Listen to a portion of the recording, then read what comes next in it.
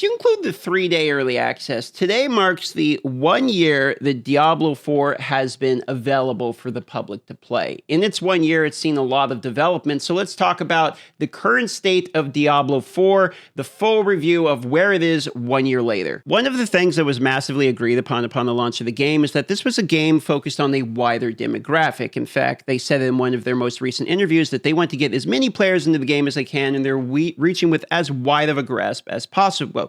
Because of that, and the addition of the overworld, in which this is the first time in the franchise, it's like a full MMO. You walk around, you see other players. There's all kinds of things to collect, like the Lilith altars, etc. in the overworld. You saw a mismatch of two different types of players. And the launch of the game, when it came out, how many of us remember Shroud min-maxing his leveling, going for level 100 world record by resetting dungeons over and over and over again in order to get experience? And then the average person's like walking around the world, exploring the world, killing monsters, etc. So you would have players rushing to the end that are going as fast as they can. They're level 100 way faster than other people. And then you have the average casual guy that's sort of at the lower level still, and maybe world tier 2 or something like that. And those players that rushed to the end got to the end much quicker, realized there was not as much to do as they were hoping, and then started to get frustrated while the casual person was still enjoying the game. So there was sort of two different types of players because of that wide reach of audience that were experiencing two different types of games. So what happened is the original players hit the end game and realized that there isn't really an end game in terms of itemization. When you get to the end, there's nothing to do. At that time, there were no uber bosses.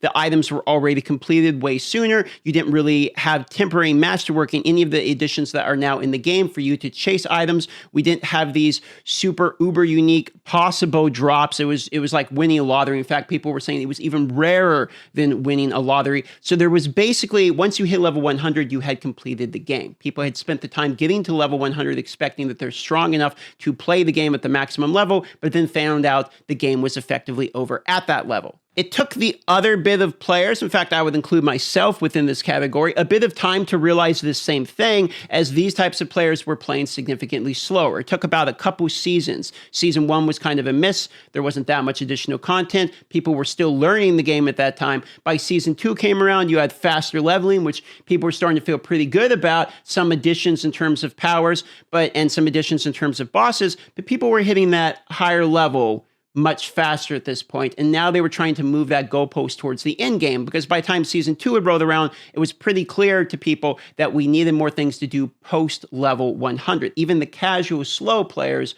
were getting up to that point where they had realized now that, okay, I've hit level 100 maybe a couple of times by now. I don't know what there is to do after that. And Season 2 started to add those additions with uber bosses. So people enjoyed Season 2, but by the time Season 3 came, we still had the same old items. We still were required to farm boss mat materials if we wished to do the uber bosses. So people were just spending all their time effectively grinding the hell tides over and over and over again for living steel in order to do Durio. So Season 3, you got some vaults, you got some gold, you got some items, but it's still a living steel farming simulator in order to do the Uber Durio over and over and over and over again, and that was effectively the game. So Season 3 was the worst received out of all of the seasons, though they made some changes to make it more positive towards the end, because they basically overloaded people with dopamine and giving them more and more rewards in order to make the vaults appealing. But by the end of Season 3, it became crystal clear to everyone that itemization was really going to be a determining factor on whether or not Diablo 4 was going to have a future going on at that point. The D4 bad memes were in full swing all the way through the game, and Season 3 gave it a bit of a resurgence. So because of that, Season 4 really needed to hit hard. So where are we now? So one of the first things they realized they had to do was shrink the gap, the disparity between people who are power leveling the 100 and standard gameplay the 100. They've done this by making the total level of experience needed to level 100 massively decreased. Now in the seasons, you have the urns to give you bonus experience. You can stack the quest elixirs with the incense. Basically, it's much easier to get to level 100 than it ever has been before. And because of this, what this makes them do is be able to focus on the other parts of the game other than the leveling experience. They can focus on the post 100 parts of the game, now knowing that the players can actually hit level 100. And you can still go reset dungeons and power level if you want, but that's not actually the best way to do it anymore. Now it is in the overworld. Remember when I was talking about the Diablo franchise, the biggest addition to this game in terms of new additions to the franchise would be the overworld, where now one of the best ways to level, in fact, the best way until later levels, is doing it in the overworld. So you are actually using the bit of the game that was originally the focus of the new edition of the game. And then later on, you still have to go in the instances to do your paragon glyphs, etc. So you do get a mix of instance and overworld gameplay, but the mix feels better now. Now that they've made it where people can get to level 100 significantly easier, they're focusing on the post 100, which allowed them to fix the items. So now itemization, you have tempering. There is some issues with tempering, in my opinion. I spent 7 hours getting 2 items. Immediately, they both brick. This is split for people because you can basically more or less ruin items that you spent all day farming. However, other ARPGs that I really like have this same type of factor in them. Ruining items is something that I think is sort of cooked into the genre of ARPGs. So I'm not sure if I would want the ability to make it where it's impossible to brick an item. I do think there are people on both sides of this one. So tempering could have some fixes. The gold requirements, everyone's basically broke from gold all the time. If you're spamming masterworking and trying to get your items just perfect, you're going to be running out of gold, but they've since nerfed that. So there are some tweaks to go, but the itemization is significantly better than it's ever been before. And now in post 100, you actually have greater affixes to go for. You have the masterworking, which we'll talk about in just a second, to go for. There is now post 100 level gameplay. And those bosses that we talked about earlier, the Uber bosses that people were constantly having to farm for living steel, etc., at the post 100 was making post 100 gameplay boring in the previous seasons. It's farming hell tides, even though you've already done that to level, or you don't need it anymore. So now, when you're leveling through the hell tides, by the time you get to these, you have a significant amount of resources. Same when you go to the Iron Wolf encampment and do the reputation, which once again is hell tide, you get a significant amount of boss mats. So the post 100 can now be what I want to do as boss, and you can immediately getting into bossing, making it less frustrating to immediately get into that post 100 gameplay.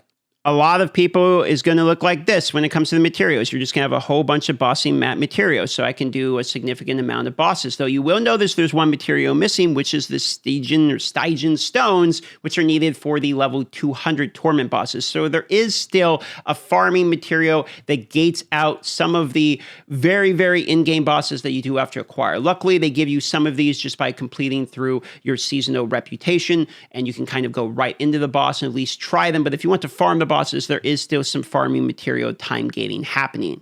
However, the only thing you get out of that is more efficiency in terms of material uses, but you get so many materials, you can basically just farm the normal boss variants if you want to.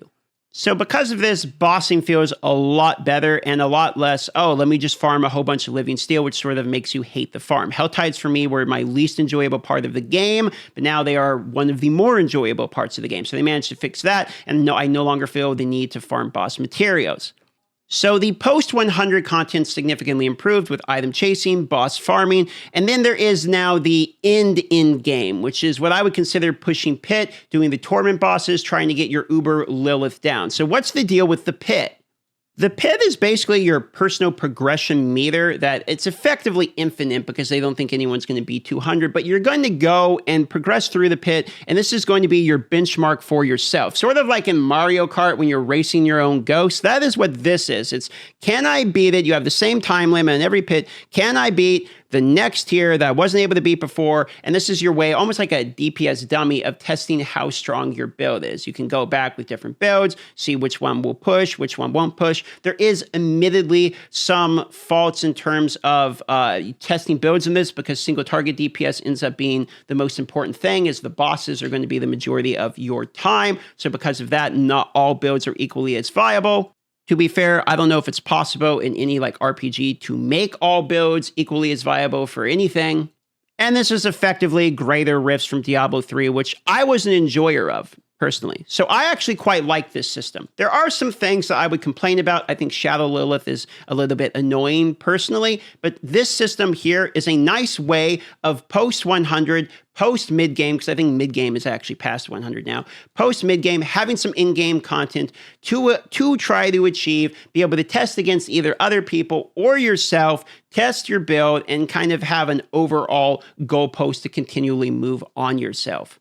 The content in Diablo 4 before was what I would consider consumable by nature, where once you've achieved everything, there's almost no reason to play the game previous to Season 4. Now that you have the pit in order to push and see how far you can go, it's artificially elongating the amount of time we spend in the game. You're still going to be using the same types of character classes. The items are different, but you're probably doing, something similar, the same build. Maybe you're using Boulder Druid. I'm still using the same Werewolf Nato Druid, which plays effectively the same, but it's artificially inflated the amount of time I've been enjoying the game because I have this personal progression to push. And I also can mix in some Uber Torment bosses in between there and see if I get an Uber Unique or something. It's much easier to get an Uber Unique than it's ever have been before. And because greater affixes can drop on Uber Uniques, this allows you to actually have that chase as well. So if you don't necessarily like the fact that it's easier to acquire stuff than it has been before, there are still Omega chases that you can go for.